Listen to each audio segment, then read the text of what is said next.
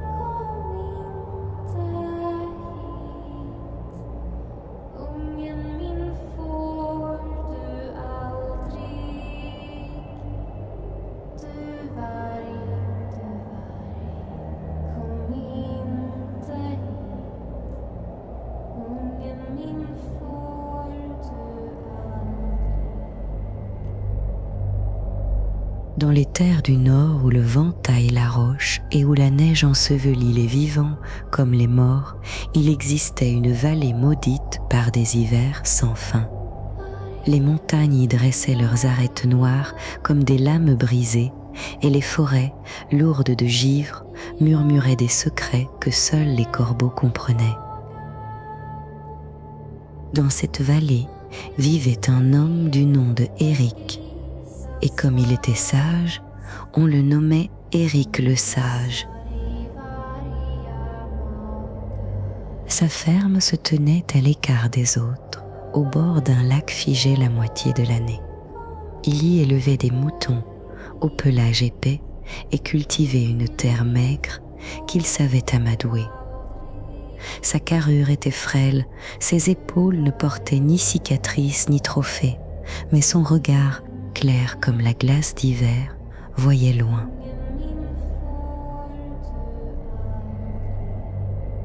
Si la contrée regorgeait de guerriers aux bras larges comme des troncs d'ifs, et si les jarls célébraient la gloire des haches et des épées, Éric, lui, maniait les mots. Quand deux familles se disputaient un champ ou un droit de pêche, on venait à lui, y écoutait longtemps, parlait peu et trouvait un chemin que la colère n'avait pas vu. Sa faible carrure l'obligeait à la diplomatie, et bien que son attitude lui ait valu le titre de sage, ce titre allait de pair avec une certaine moquerie, car tous savaient que lorsqu'un loup viendra à sa porte, ses mots ne lui seront d'aucune utilité.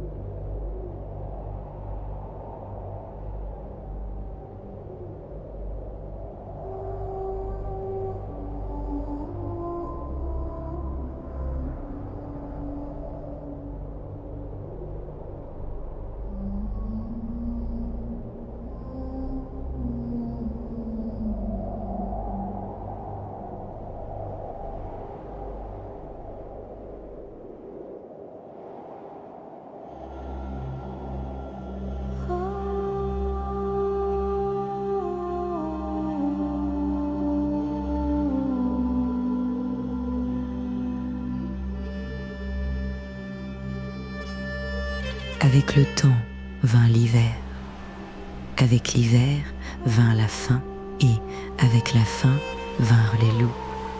L'hiver de cette année fut plus rude que les autres. Les tempêtes rugissaient des nuits entières et même les guerriers restaient cloîtrés près des foyers. Les proies se firent rares dans la forêt et les loups, affamés, descendirent des hauteurs.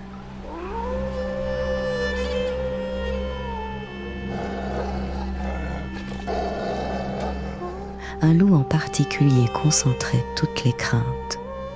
C'était un loup immense.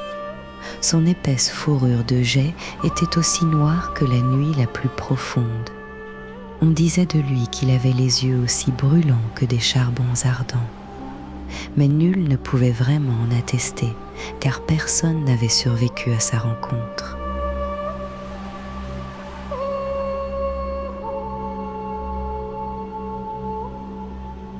Malgré sa taille, personne n'était parvenu à le trouver, quoique très peu le voulurent vraiment.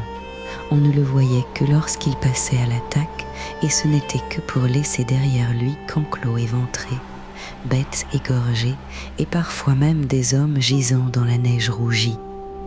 Quand d'autres arrivaient pour découvrir le massacre, il avait déjà disparu, comme s'il n'avait jamais existé.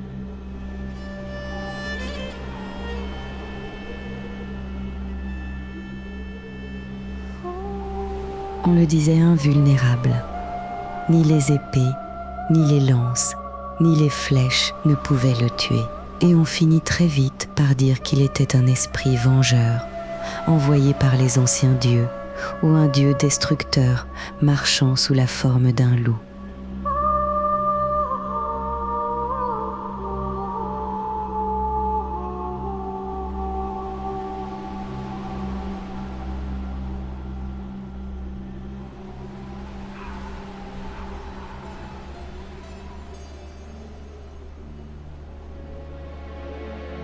La rumeur de ce loup circula aussi vite que l'eau dans les cascades.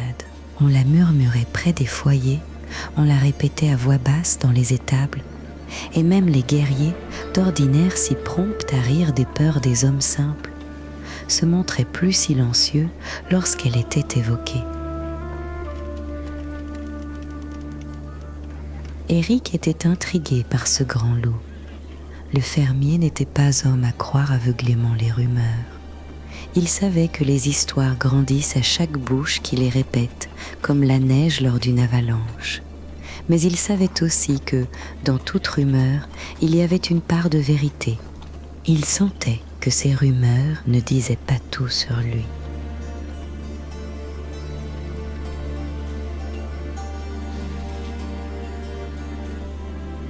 La curiosité prit le pas sur la crainte. Il désirait pouvoir rencontrer ce loup en personne. Si ce loup existe vraiment, pensait-il, alors il viendra à moi. Car même les créatures les plus redoutables obéissent à une loi simple, celle de la faim.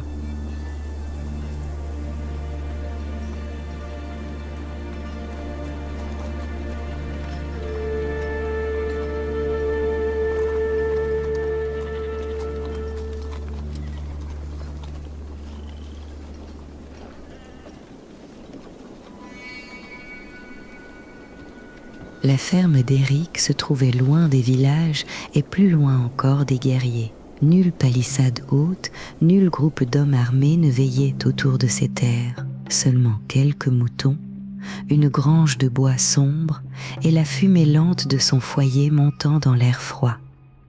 Pour un prédateur, c'était une proie facile. Et Éric savait que si ce loup existait bel et bien, il finirait forcément par passer par sa ferme.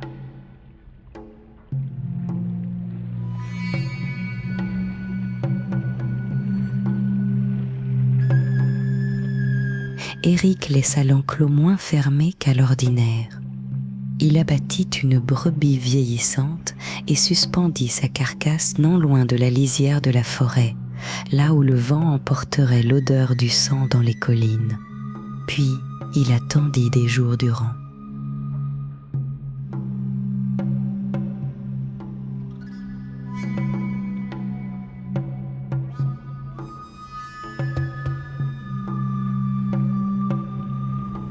Le vent balayait la plaine, soulevant des tourbillons de neige sèche. Les nuits s'étiraient longues et silencieuses. Parfois un loup ordinaire approchait, flairait l'air, puis repartait aussitôt, comme troublé par quelque chose qu'Éric ne percevait pas.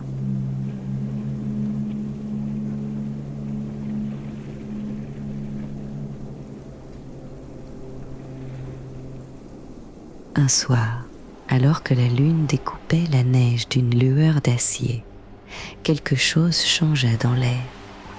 Éric ne dormait pas, car il sentait dans l'air un poids qui pesait sur son sommeil et le tenait éveillé.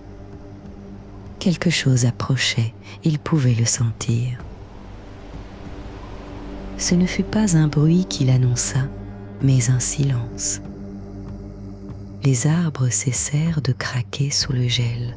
Les oiseaux nocturnes se turent. Même le vent sembla retenir son souffle entre les collines. Au loin, là où la forêt sombre rejoignait la plaine blanche, une forme se détachait lentement de l'ombre. Au début, elle semblait n'être qu'une tache mouvante dans la neige. Puis elle grandit et grandit encore, jusqu'à ce qu'aucun doute ne soit plus possible. C'était le loup.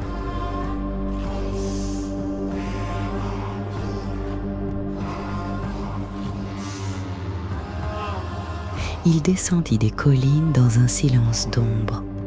Immense, au pelage noir strié de givre, son corps était parsemé de cicatrices, démentant malgré lui la réputation qu'il avait. Ses yeux n'étaient pas rouges comme la braise, mais bleus comme la glace. Il avançait sans se presser, comme une ombre qui aurait pris cher. À chaque pas, la neige crissait sous son poids, et pourtant ses mouvements demeuraient d'une souplesse inquiétante. Il avançait avec la certitude des créatures qui n'ont jamais connu l'échec. Et à mesure qu'il approchait, quelque chose semblait parcourir la plaine entière. Les moutons se tassèrent les uns contre les autres, tremblants.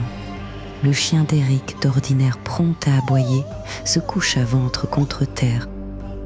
Même les sapins, agités par un frisson invisible, laissaient tomber de leurs branches de petites pluies de neige. La nature entière semblait se courber face à la venue d'une force supérieure, comme des sujets s'inclineraient devant un seigneur.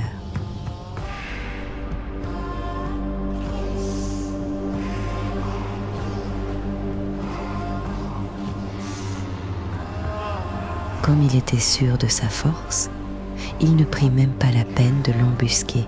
Il avança dans la ferme d'Éric, comme un chef de guerre en terrain déjà conquis. Éric fendait du bois près de sa porte, et le temps qu'il réalise ce qui approchait, le loup était déjà tout près de lui, prêt à bondir sur lui au moindre geste. Le cœur d'Éric battait vite, mais son visage demeura calme, car il savait que quoi qu'il fasse, le loup le dévorerait. Il savait qu'il n'avait ni la force pour le vaincre, ni la vitesse pour le fuir.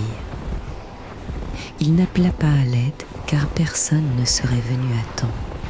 Il n'avait rien, seulement ses mots. Le loup s'arrêta quelques pas.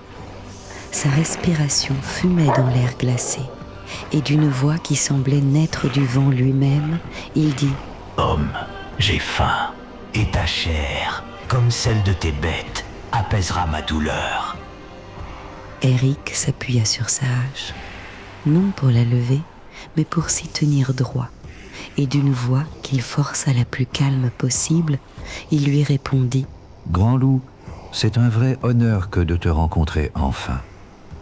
Je vois que les récits et les chants n'ont pas exagéré ta taille. La flatterie ne t'apportera rien, petit homme. » Je ne veux pas te flatter, grand loup. Je veux simplement te dire quelques mots. Si ta faim est aussi vaste que ta taille, accorde-moi au moins quelques instants, car je ne suis pas gras, et mes os sont maigres. Tu ne trouveras pas grand festin en moi, et de toute manière, il est d'usage chez les hommes de parler un peu avant le souper. Je ne suis pas un homme. Précisément, tu en ignores beaucoup sur nous. Je vois à ton corps que le combat ne t'est pas étranger, pas moins que les coups de lame. Je pourrais t'en apprendre afin que tes chasses soient plus fructueuses. Quelques instants ne changeront rien. Peut-être pas pour toi, mais ma parole vaut bien davantage que ma chair. Accepte seulement de m'entendre et de parler un peu avec moi, et si ce que je te dis ne t'intéresse pas, tu pourras bien faire ce que tu veux. L'homme ne pouvait arrêter le loup, et le loup le savait. Mais le loup était intrigué. D'habitude, on le recevait par des éclats de voix, par la peur et l'acier. Mais cet homme lui avait déjà offert un repas et lui parlait avec calme et mesure. Intrigué, il s'assit dans la neige. « Parle donc, homme maigre. » Entre donc dans ma maison, grand loup. Il y fait moins froid et nous y serons plus confortables. Le loup fut sidéré d'une telle proposition. D'habitude, on faisait tout pour le repousser des maisons. Tout fermier sait qu'il doit craindre les loups. Il achète des chiens, des armes et parfois même des hommes pour tenir les loups éloignés de chez lui. Mais un fermier qui invitait un loup directement dans son foyer, cela, le loup ne l'avait jamais vu.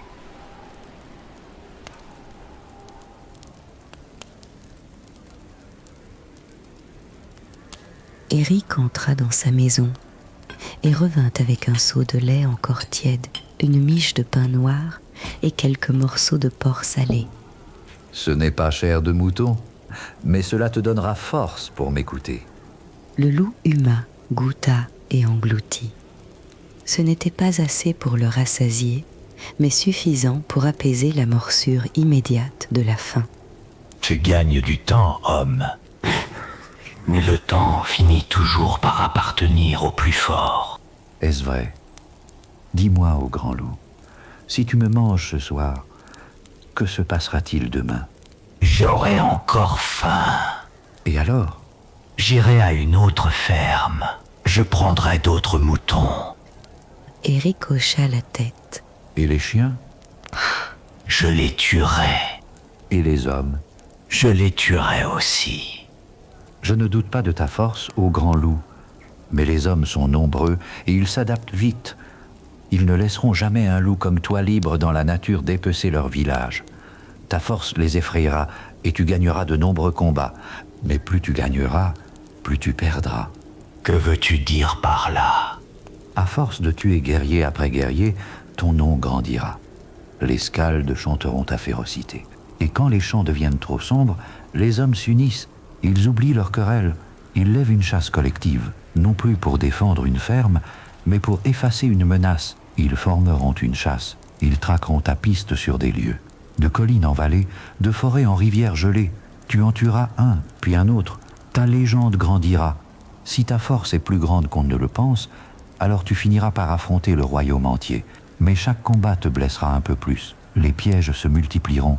Les lances formeront une forêt plus dense que celle des sapins. Et ta force, si grande soit-elle, ne suffira plus, jusqu'au jour où, entouré de lances, tu tomberas dans la neige rouge. Tu me sous-estimes, petit homme. Les hommes sont nombreux, mais ils ont facilement peur.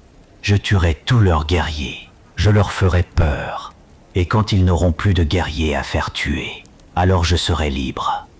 Et tu deviendras le maître de ces lieux. Un lieu vide rempli de morts, où ta seule personne ne suffira pas à couvrir ce terrain de chasse trop grand. D'autres prédateurs viendront. Ils seront peut-être moins forts, mais seront féroces et malins. Leurs faiblesses les obligeront à l'intelligence, et ils grignoteront ton empire jusqu'à te ronger les os. Le silence s'étira. Le vent se leva.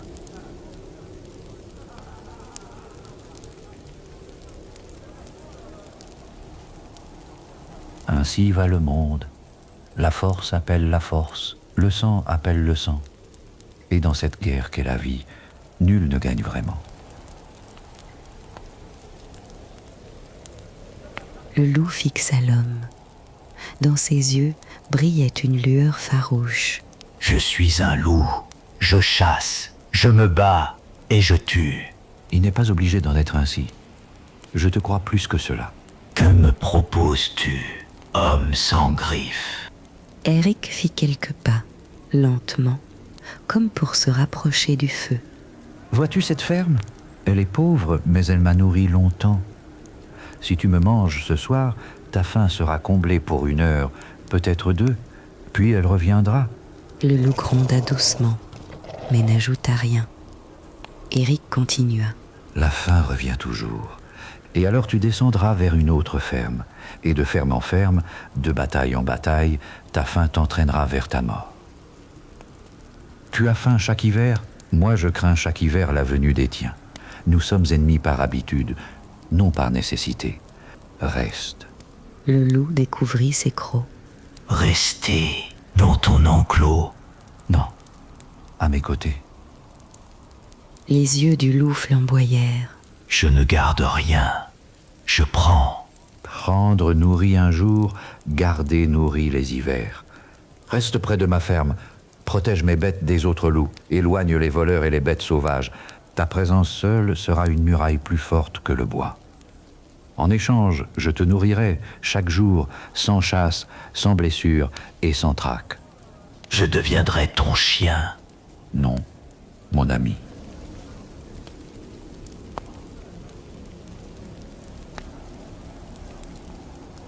Le loup marqua un temps d'arrêt. Il n'était pas certain de savoir s'il était honoré ou insulté.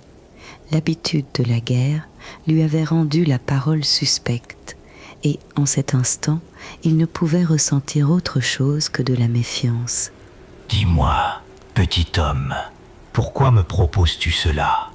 Car je te crois raisonnable, ô grand loup. Tu n'es pas comme les autres prédateurs. N'importe quel loup m'aurait déjà dévoré avant même que je puisse ouvrir la bouche. Mais toi, tu écoutes, tu observes et tu penses. Tu ne me connais pas et tu ignores tout de moi. Pourtant, tu voudrais que l'on devienne alliés. Je te connais, ô grand loup. Nous ne nous sommes jamais vus. Et pourtant, je sais que je te connais. Et tu me connais également. Si tu sondes le fond de ton cœur, je suis certain que tu le sens. Réfléchis-y.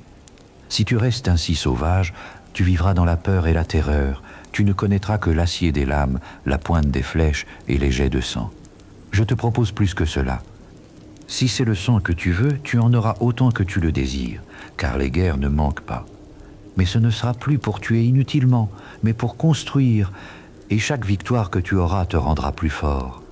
Si tu m'aides, si nous devenons des alliés, tu deviendras un symbole, une icône que l'on estime et que l'on respecte. Ta force repoussera les méchants et inspirera les bons. Tu construiras quelque chose où tu seras au centre des cœurs et non plus isolé à leurs frontières.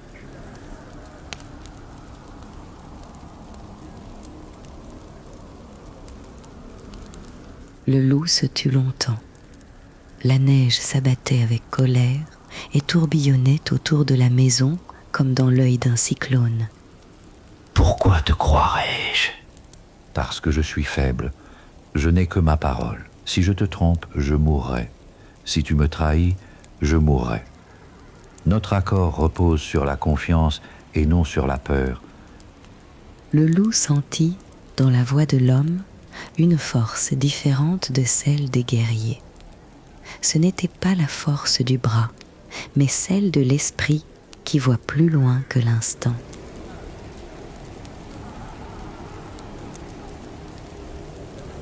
Eric avait fini de parler et était épuisé, comme un guerrier après une âpre bataille.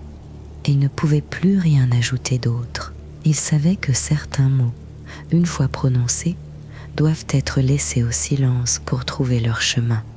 Tout ce qu'il pouvait dire de plus viendrait gâter ce qui avait été dit. Il n'y avait plus qu'à attendre, attendre que le loup prenne sa décision.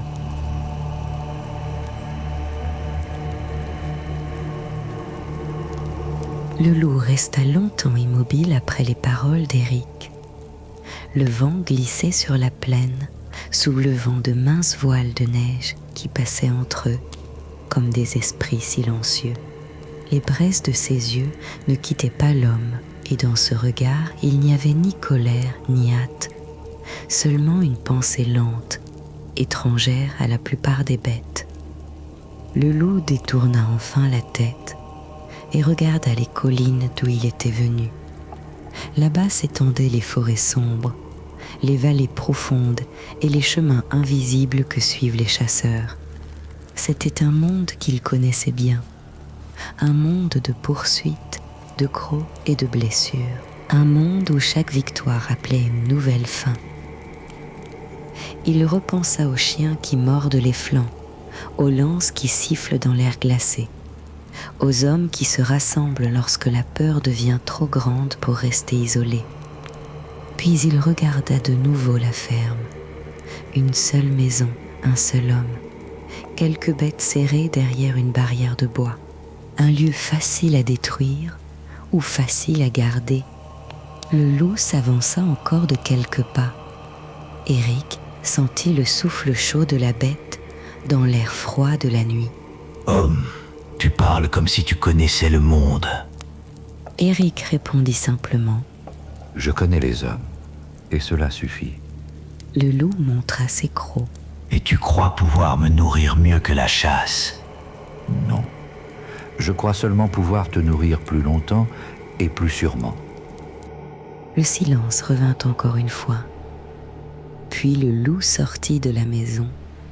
Il tourna lentement autour de la carcasse suspendue près de la lisière. Il la renifla, arracha un morceau de chair et le dévora d'un seul coup de mâchoire. Lorsqu'il eut terminé, le loup repartit vers la forêt, laissant Eric seul avec son angoisse.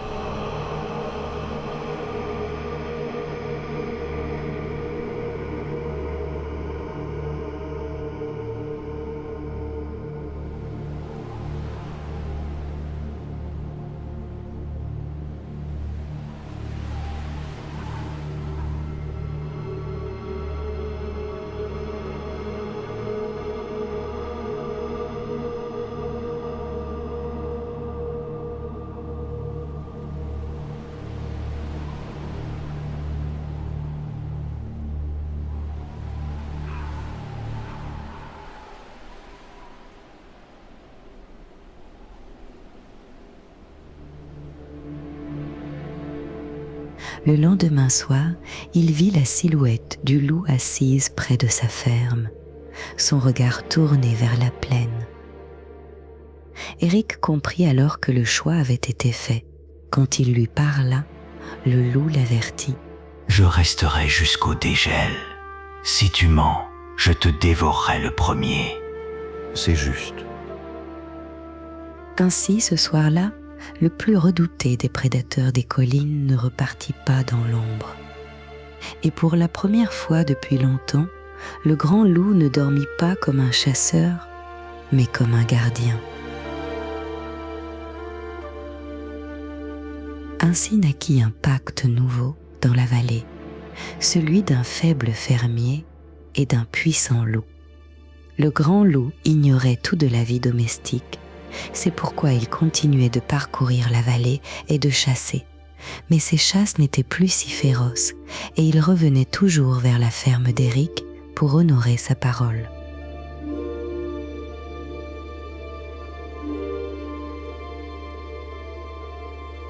On voyait parfois, au sommet de la colline, la silhouette du grand loup veillant sur la ferme solitaire.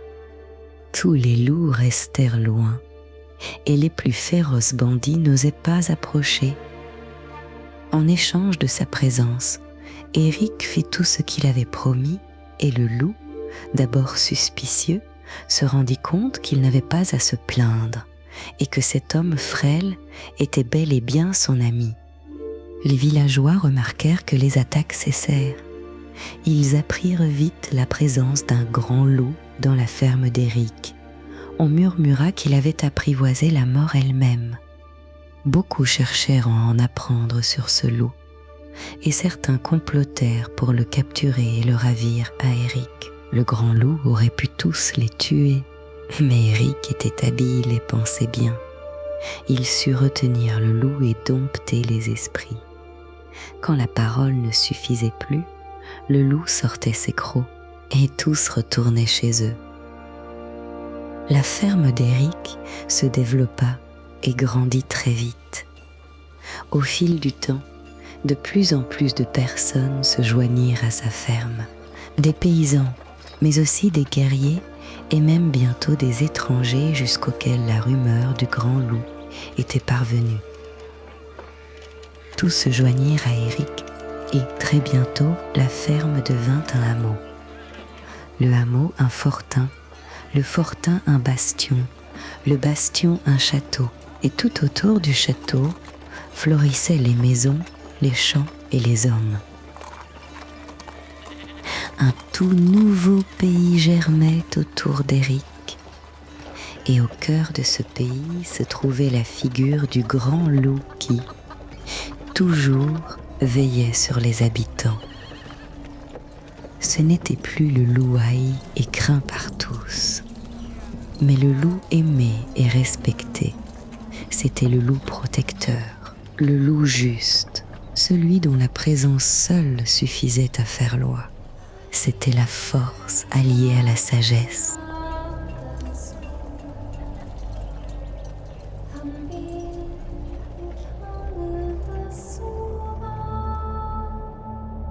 Avec les années, tous connurent le nom d'Éric le Sage, mais, cette fois, on ne se moquait plus de lui, car tous savaient que, en cette terre de neige et de combat, cet homme frêle avait montré qu'il existe des victoires plus grandes que celles remportées par l'épée.